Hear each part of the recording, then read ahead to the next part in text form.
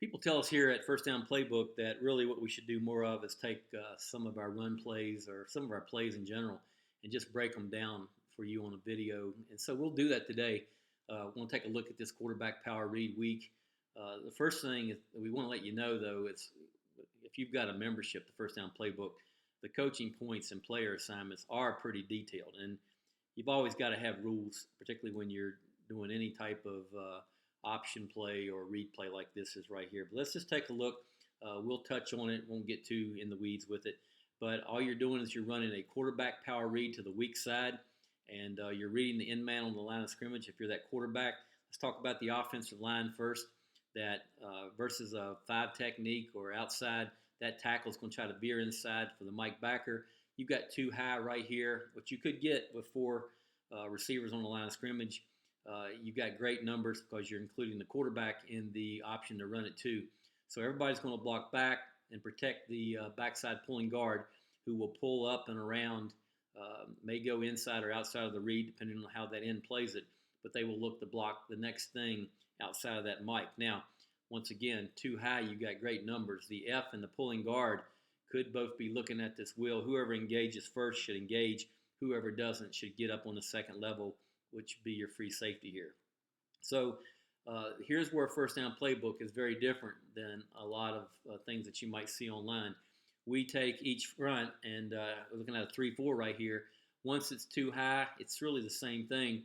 You've got a head-up nose. It's hard to say which way the line is going to stunt or if they're even going to stunt either way. They may just play outside contained with both ends and get a 4th rusher or a 4th down lineman out of the jack or the mic.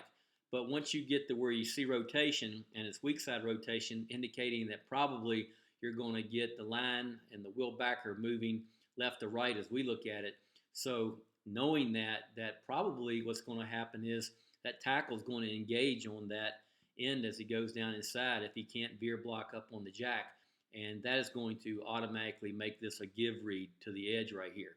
And so your pulling guard needs to understand rotation to where they can get up on top of that wheel backer, but you still got a great play. Over here with strong rotation, you have just the opposite.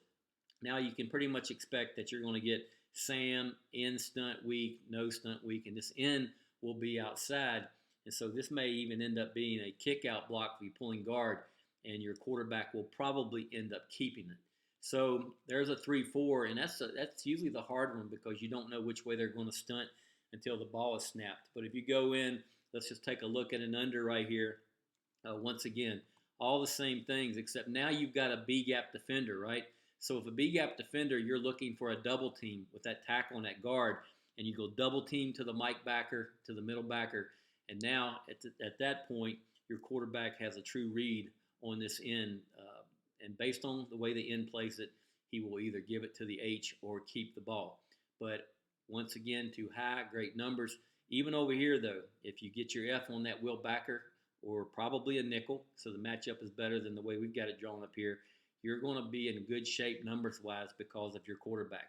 And we take it even to the point where we block it up versus a bear or a solid front, which is really everybody blocking back. But anytime you're running a lot of option or any option against a bear front where your center and 2 guards are covered up, you're going to be in pretty good shape.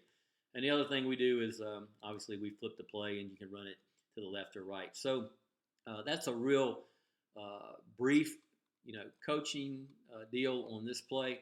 But understand that we do that for every run play in First Down Playbook. And when we release draw and edit, the great thing about it is you're going to be able to take these plays, move them over into your own playbook, and then make the slight edits that you want to. And you're just going to have a tremendous reference tool resource, but you'll also have a way of making it a part of your playbook.